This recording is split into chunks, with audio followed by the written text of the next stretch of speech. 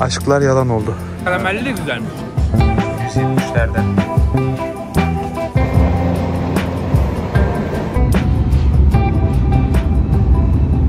Selamun aleyküm gençler, ne yapıyorsunuz?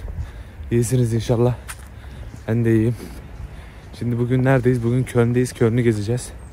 Karnım da daha yeni uyandım ama bugün arkadaşımda kaldım. Otobüsü bekliyorum. Otobüs, ondan sonra trene bineceğim. Köln merkeze gideceğiz. Güzel bir video olacak. Şimdiden beğenmeyi ve abone olmayı unutmayın. Herkese teşekkürler. Ve Almanya'ya gelmek isteyenler varsa bakın şöyle göstereyim. Hava genelde Avrupa'da hep bu şekil. Gri, soğuk. İnsanlar genelde evde. Buna alışmak lazım. Biraz bundan çok şikayetçi olan insanlar var. Başta ben.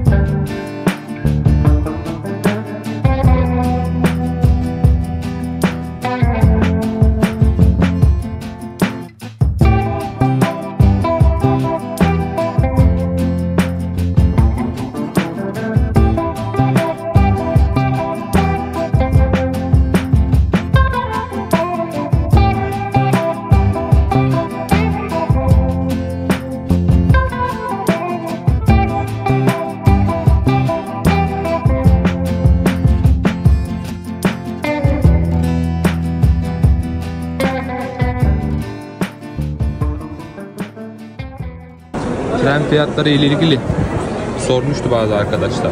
Mesela diyelim ki Almanya'ya bugün geldin, Köln'desin. Frankfurt'a gideceksin diyelim. Yani nereden nereye? Türkiye'de İstanbul'dan Bursa'ya. Ortalama yani diyelim, tamam mı? Ana tren istasyonuna gideceksin. Şu an almak istesem kaç para mesela? Ay tamam. Belim doluk. İşte saat 12'de bir tane varmış. 2 saat 20 dakika sürüyor. Aktarma yok, direkt giriyor. ICE demek de yani hızlı tren.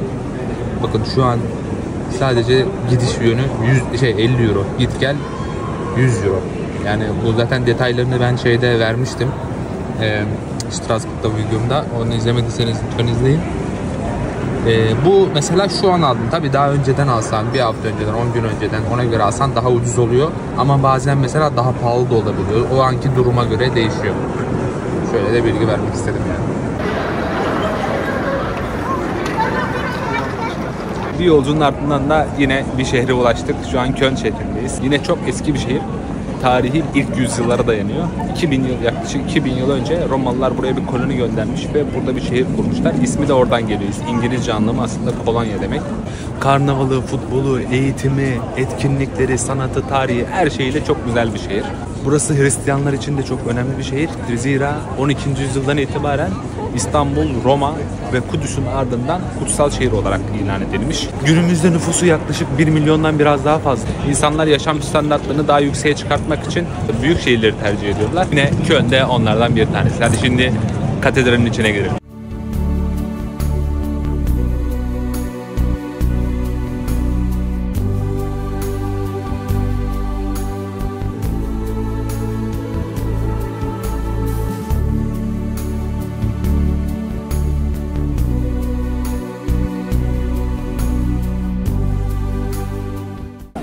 Bayrakları yere çiziyorlar. Türk bayrağını çizmemelerinin sebebi ise çok fazla tepki alıyorlarmış Türk bayrağının yerde olmaması için. Güzel bir şey. Sıra var abi, her yerde sıra var ya. Ulan ekmek almaya mı geldik? Nereye geldik?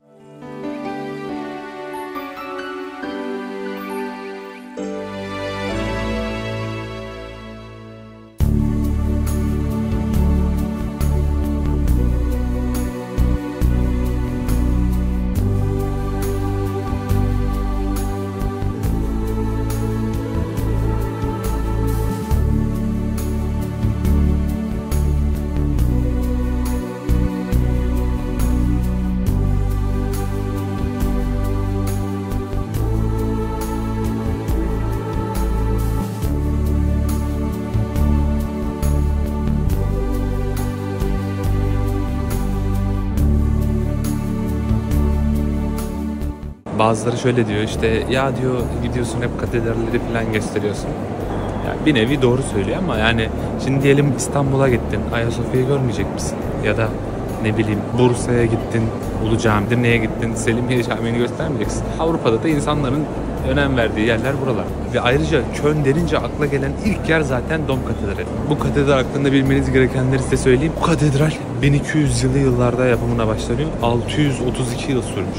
Çünkü bitirecek paraları yokmuş. Buranın önemli olmasının en büyük sebebi ise şu.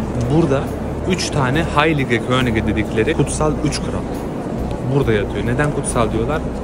Söylentiye göre bu 3 kral Hazreti İsa'yı beşikteyken ziyaret etmiş kişiler.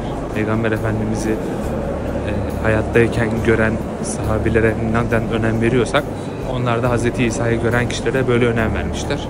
Mezarları altın kaplama. Normalde şu bölgeden giriş var ama bugün kapatmışlar bakım var diye. Şu an oraya kimseyi almıyorlar. Ama fotoğrafını bulabilirsem buraya koyacağım.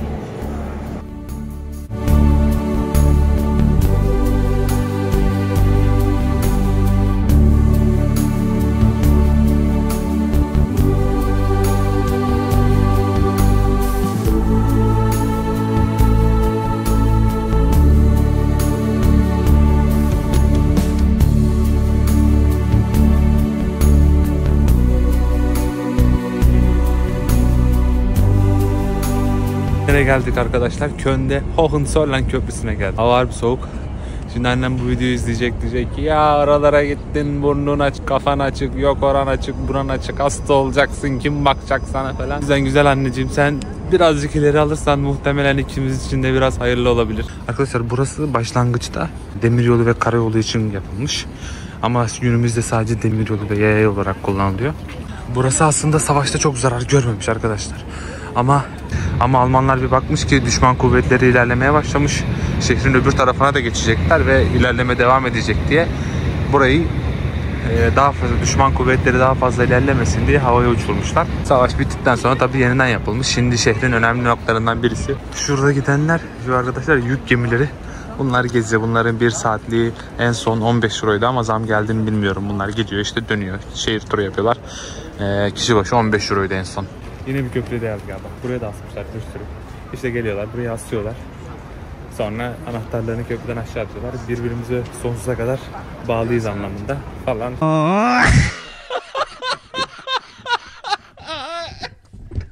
Görüyorsunuz çok fazla var yani 10 binlerce, 100 binlerce belki kilit var ve köprü boyunca devam ediyor.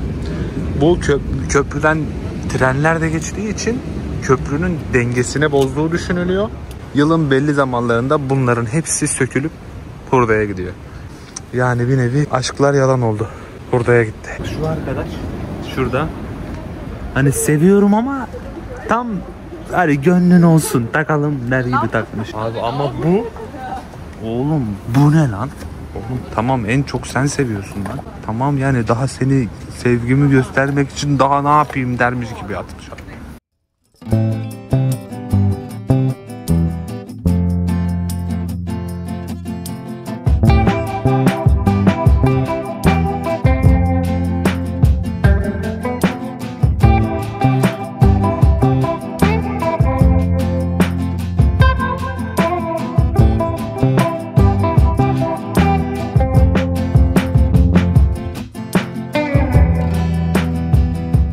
Şimdi ise nehir kenarına geldik. Burası yazın o kadar canlı ki. Zaten kafeler falan da var. Bildiğiniz Alsancak sahil gibi falan düşünün. Tabii bence Alsancak sahil buraya 10 basar ama yine de burası da aynı işlevi görüyor. İnsanlar buraya geliyor. İçeceğini, yemeğini alıyorlar. Öğlen arasında, akşam saatlerinde, gece falan hep buralar çok canlı oluyor. Hele cumartesi akşamları falan zaten süper oluyor. Eğer yazın gelirseniz çok iyi. Benim gibi donulmaz. Ama güzel ya. Almanya'yı seviyorum ya. Eleştirilecek çok yanı var ama yine de Almanya'yı seviyorum yani. Şöyle bir bilgi vereyim. Şehir arkadaşlar 2. Dünya Savaşı'nda çok ağır bombardımana uğruyor. Yani şehrin nüfusunun %90'ına yakını maalesef hayatını kaybetmiş bu bombardımandan dolayı. Ama yıkılmayan çok az yer var. Yani şehrin neredeyse tamamı yıkılmış. Evler, kiliseler, hastaneler, okullar vesaire. Katedral yıkılmıyor. Neden? Çünkü söylentiye göre O da bombardımanlar esnasında o kadar çok duman oluyor ki binaların yıkılmasından vesaire. Pilotlar şehri yukarıdan baktığın zaman göremiyorlar. Nereyi tam bombalayacaklarını göremiyorlar. O yüzden katedralin kulelerinden hesap yaparak atacakları bombaları öyle bölgelere atıyorlarmış. Görüyor musunuz bilmiyorum ama ellerim çatladı yani. Krem falan sürüyorum ama çok faydası yok. Almanya'ya geldikten sonra başladı. Türkiye'de böyle olmuyordu aslında ama buranın havası insanın derisini mahvediyor ya. En azından benim. Karnımız acıktı. Nereye geldik? Lukas Podolski. Galatasaraylıların gözü yaşlı. Et olsun abi. Bir tane et nereye yapıyorsun? Aynen. Nuri. Sosla geliyor için abicim. Abi ne vardı? Cacık var, kokteyl var, acı var abi. Beyaz kravuttan, Evet. bir de domates. Başka bir şey? Yok abi. Şimdi diyeceksiniz ki ya dün Köln'e gittin yine döner yiyorsun Türk usulü falan ama burada biraz daha farklı. İçine fazla bol malzeme koyuyorlar. Almanya'da ürünler genelde domuz etiyle yapılan birçok ünlü yemeği var ama ya bu ben domuz eti yemediğim için tercih etmiyorum. Genelde patates ağırlıklı oluyor yemekleri. Zaten Frankfurt'ta denemiştim. Onu izlemediyseniz şuradan izleyebilirsiniz. O zaman bismillah, bana afiyet olsun. Hadi bismillah.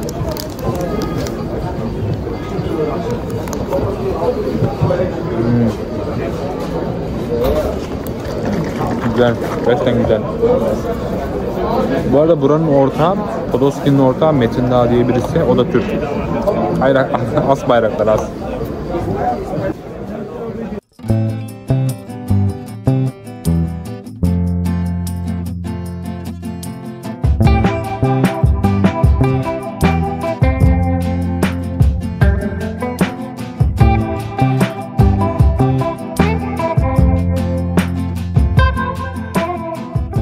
Şimdi nereye geldik? Köln Merkez Camii'ndeyiz. Dedim bana inanmadınız. Bak ne oldu şimdi? Burası arkadaşlar Diyanet İşleri Başkanlığı'na bağlı olan Diyanet İşleri Türk İslam Birliği Teşkilatı tarafından ilk kurulduğu zamanlarda bu bölgeyi satın almışlar. Buradaki arsayı satın almışlar. Arsanın üzerinde o zamanlar bir fabrika varmış. Fabrika ile birlikte satın almışlar. Yanlış hatırlamıyorsam 97 yılında. Tabi zamanla burada Türkiye'den gelen nüfus hem de diğer coğrafyalardan gelen Müslüman nüfus artmaya başlayınca demişler ki buradaki camiler bize yetmiyor. Yeni bir cami açmamız lazım ve büyük bir cami olması lazım ki buradaki insanlar rahatlıkla kullanabilsin diye. Belediye ile görüşmeler falan yapılıyor. Ama bunlar olurken de arka tarafta insanlar bunu duyunca protesto etmeye başlıyorlar. İşte burası Hristiyan ülkesi, burası işte Türkiye değil, burası Afrika değil vesaire. İşte ama bu sefer de yine buradaki Müslüman nüfus da aynı protestolara karşı çıkıyorlar ve bu caminin yapılması konusunda ısrarcı oluyorlar. Almanya'da bulunan mimarlar da bunu protesto ediyorlar ve bu inşaata katılmayacaklarını beyan ediyorlar. Sonra araya tabii insanlar giriyor. Birileri taşın altına elini sokuyor ve bu caminin yapımı için izin alınıyor. Bu caminin yapımında 2 tane Alman mimar görevlendiriliyor ve bu modern camiyi yapıyorlar. Cami arkadaşlar 2017 yılında ibadethaneye açıldı. Açılışında arkadaşlar o kadar çok kişi akın etmiş ki buraya. Devlet sadece 5000 kişinin katılmasını için izin vermiş. Almanya tarihinde en fazla polis kullanılan organizasyonlardan biriymiş buranın açılışı.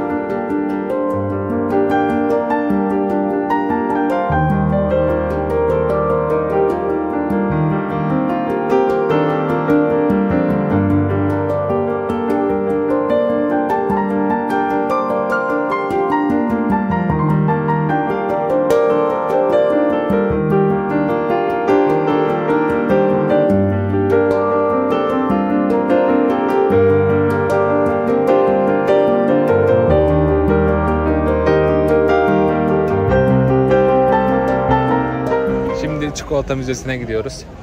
Girişi en son 14 euroydu. Sınırsız yeme hakkınız var. Çikolata tarihini vesaire de anlatıyorlar. Lindt firmasına ait bu. Lindt fabrikasına ait. Ama sınırsız. İstediğin kadar çikolata yiyebilirsin. Tam bizlik. Arkadaşlar burası Hans Imhoff tarafından kurulmuş bir yer. Tarihine bakın, 1922'den itibaren buradan böyle başlıyor. televizyon kanallarından. Yani ulusal bir, Köln'ün ulusal bir firması, yani yerel bir firmasıymış aslında. 1976-1983. Yani aslında savaştan önce başlamış. Şöyle bir kartını alalım. Almancası yok ya. Bizim İngilizcemiz o kadar değil. Şöyle Almancasını alalım. Böyle çikolatanın tarihini filan da anlatıyorlar burada. Buranın kuruluşunu vesaire.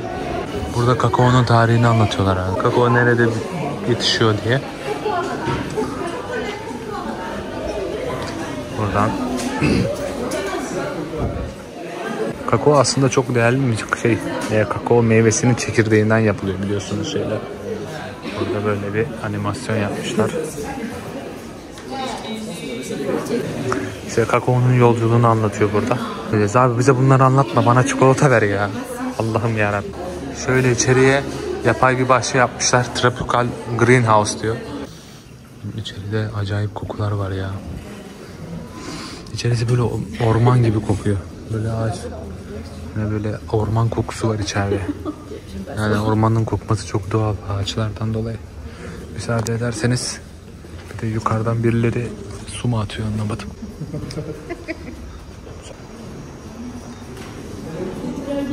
Abi böyle çeşit çeşit ağaçları getirmişler. Bakın şurada muzlar var. Yetişen görüyor musunuz? Buram buram kokular gelmeye başladı ama yemeden henüz bir şey demek istemiyorum. Kakao ücretini diyorlar. Bugün ton başına $4.219. Şurada şey yazmışlar. Aslında yani en çok çikolatayı kim yiyor gibi.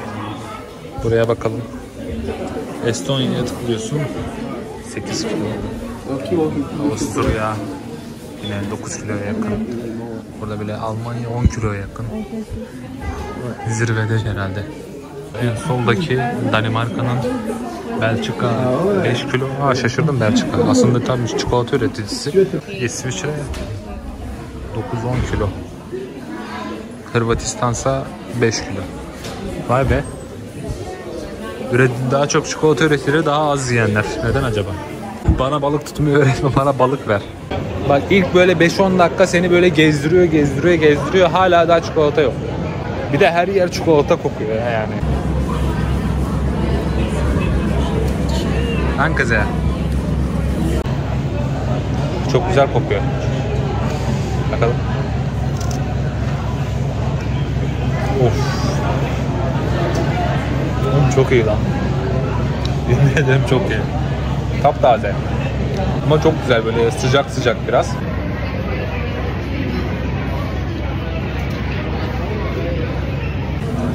Yine burada da bir sıra var. Buradan hazır daha yeni yapılmış çikolatalar. Oradan çikolataya yapılmak için buraya getiriliyor. Burada makinelerden geçip paketleniyor şöyle. Diğerleri de bakın şurada şeyden geliyor. Yani buraya geliyorsun, sırada bekliyorsun, sonra şu tuşa basıyorsun. Tuşa bastıktan sonra oradan sana bir tane veriyor ama yavaş çalışıyor makine biraz. O yüzden böyle her şeyi hemen hızlı yeme şansın yok. Önce basıyoruz. Sonra çikolatamızı alıyoruz. Kimse böyle test etmiyordur umarım. Yeşil oldu. Basıyoruz. Oraya gidiyor. Çikolatamızı getiriyor. Allah razı olsun. Canım benim. Teşekkür ederim.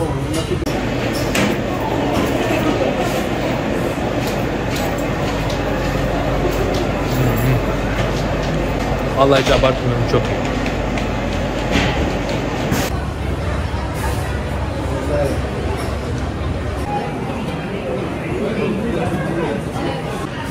Böyle.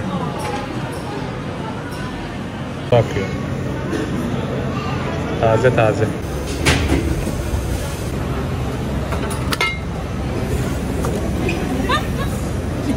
Müzenin içinde yine böyle eski eserler falan da var. Bakın şurada yazıyor 1765 yıllarından kalma diye yazıyor. Şurada 1750. Ama hepsi birbirinden güzel. 1770'lerden.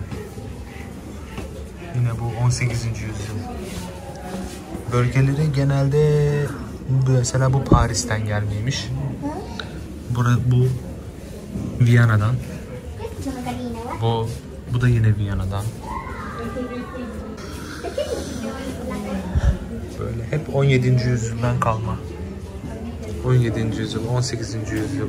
Porselenmiş bunların hepsi.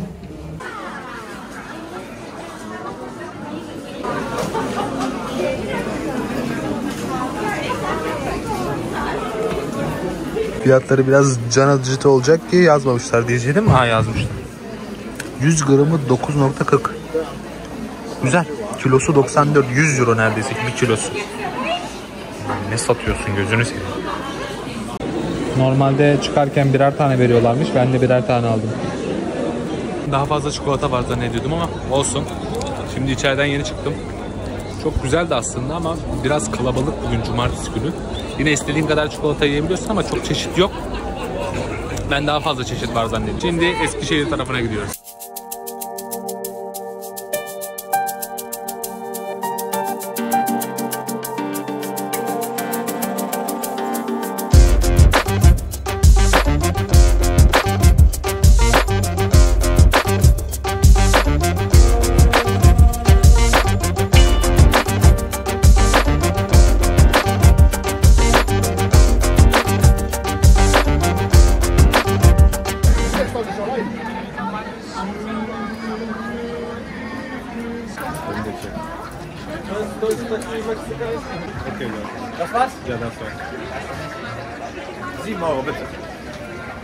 Evet, churros deniyoruz.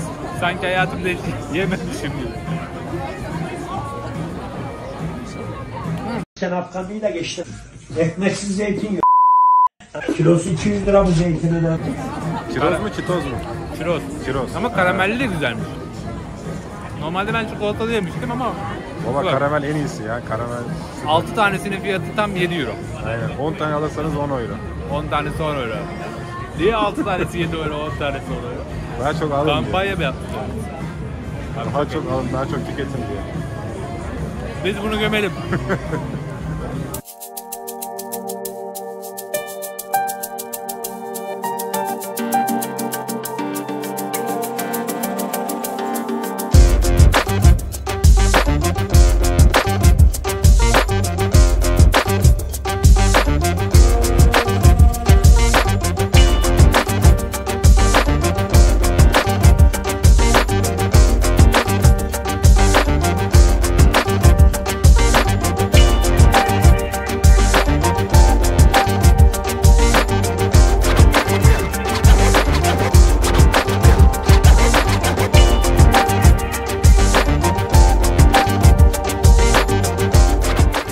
Şimdi arkadaşlar Altınşehir'e geldik, yani Eskişehir'e geldik.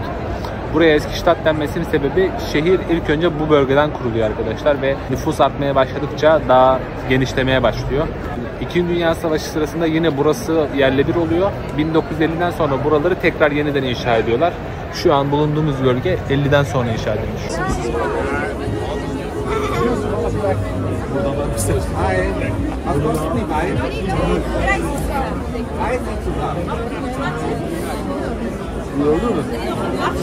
Kafam dondu lan. İyi mi? İyi, güzel. Sana soran da. Mavi tak, mavi. Mavi bu mu? Ha, bu hiç benim daha Orada var zaten. Niye adam kafasındaki çıkarıyor?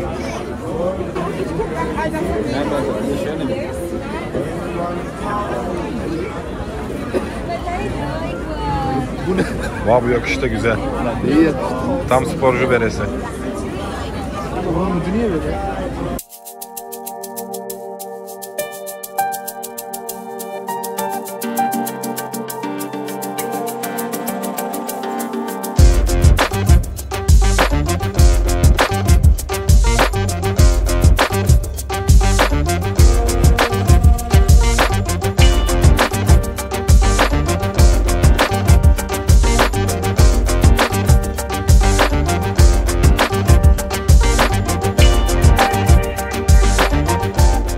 Bir videonun daha sonuna geldik. İnşallah beğenmişsinizdir. Yorum yapmayı, beğenmeyi ve abone olmayı unutmayın. Beni Instagram'dan da takip edebilirsiniz. Diğer videolarıma da bakabilirsiniz. Daha çok güzel yerlere gideceğiz. Ama inşallah siz de daha güzel yerlere gidersiniz. Daha güzel yemekler yersiniz. Daha güzel tecrübeler kazanırsınız. Bir sonraki videoya kadar kendinize dikkat edin. Allah'a emanet olun. Görüşmek üzere.